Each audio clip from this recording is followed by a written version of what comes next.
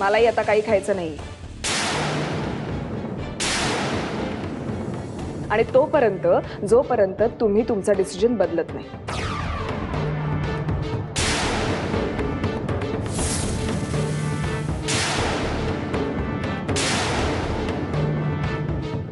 मधुरा असं काय करतेस तू बाळा? काय अंकिता,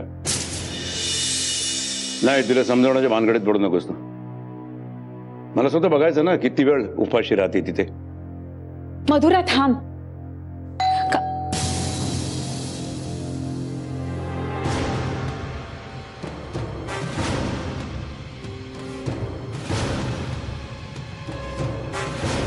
मी विहंग भोसले।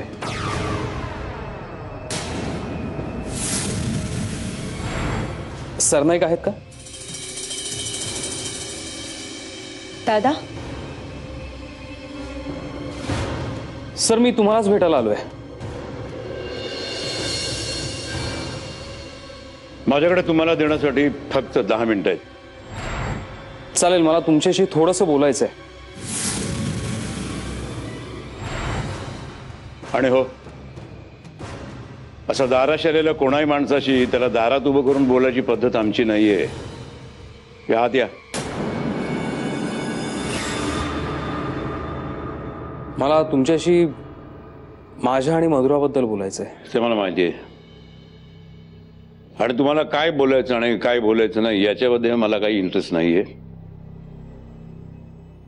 सत्य ऐकून घ्यायची आणि ते मान्य करण्याची सुद्धा तुमची तयारी आहे की नाही मला माहित नाहीये, पण मला माहिती आहे। मला तुमच्याबद्दल सगळं माहिती आहे, तुमचं भूतकाळी आणि त्यामुळे तुमचं भविष्यकाळी। मग तुम्ही माझ्याबद्दल काय विचार करत असाल हे कळतंय मला, आणि म्हणूनच मी तुम्हाला एवढंच सांगायला आलोय, माझा भूतकाळ मी मागे सोडून आलोय। असं काही नसतं, असं काहीही नसतं। प्रत्येकाच्या आयुष्यात त्यानं भूतकाळात केलेल्या चुका त्याच्या भविष्यात केव्हा ना केव्हा डोकं वर काढतातच, आणि मग त्यावेळी आपण केलेल्या चुकांचा परिणाम आपल्या जोडीदारासोबत आजूबाजूच्या सगळ्यांनाच भोगावा लागतो। पण चुका दुरुस्त करू शकतो ना आपण।